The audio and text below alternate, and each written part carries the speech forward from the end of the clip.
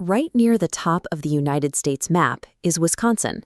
If you trace the state's edges, you'll see it's hugged by massive bodies of water: Lake Superior to the north, Lake Michigan to the east, and the Great Mississippi River along the western edge.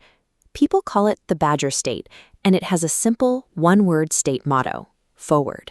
To understand what makes this place special, we must look closely at the green land in the middle and the huge blue waters surrounding it.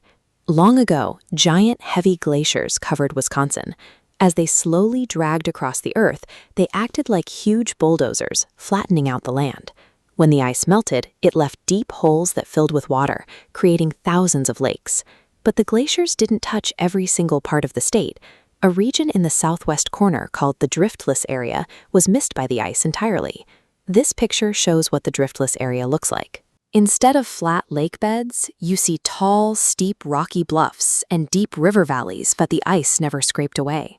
Across all of these different landscapes, the weather changes dramatically throughout the year.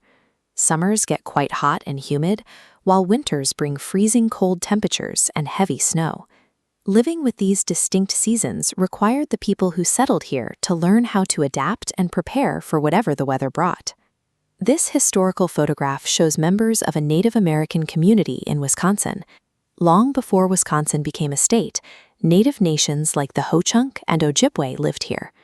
These early communities knew every curve of the rivers and the deep woods.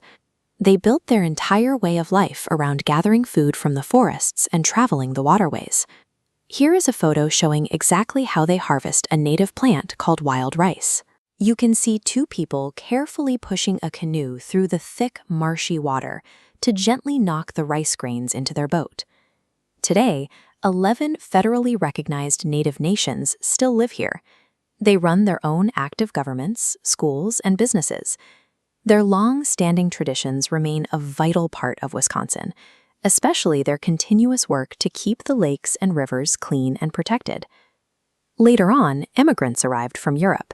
They started clearing trees in the northern woods to build homes, and they planted large crops in the fertile southern soil.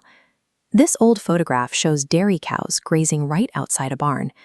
Cows like these are why Wisconsin is famously known as America's Dairyland. And here is a look at what all that milk was used for. This worker is weighing a massive wheel of cheese. This focus on cheesemaking helped Wisconsin become known all over the world.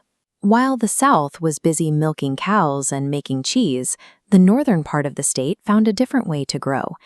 This image shows a large dam built across a fast-moving river.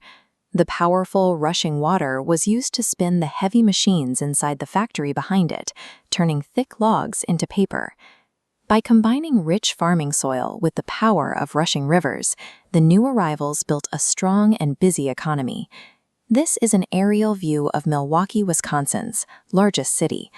Notice how the tall buildings are built right along the blue edge of Lake Michigan. Here is the city of Madison, which serves as the state capital. The building with the large white dome is the state capitol, where laws are made. Away from the cities, farmers are busy growing the state's official fruit, the cranberry. Cranberries grow in special low-lying fields called bogs that require a lot of water. This photo reveals a fascinating farming technique. Farmers flood the bogs with water so the ripe, red berries pop off the vine and float to the top, forming a bright red circle that is easy to harvest.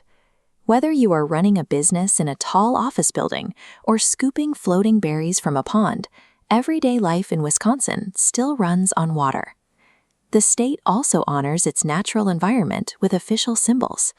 They chose the American robin as the state bird, the wood violet as the state flower, and the badger as the state animal. You can see this pride on the official state flag shown here.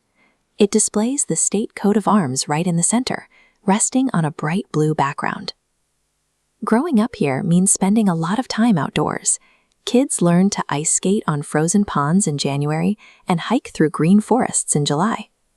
Stand up wherever you are right now. Pretend you have long skis on your feet and poles in your hands. Slide your right foot forward, then your left, gliding through a snowy Wisconsin woods. Keep going. That feeling of moving ahead is exactly what the state motto, forward, is all about. It is a reminder to keep making progress while caring for the lakes, rivers, and land for the people who will live here next.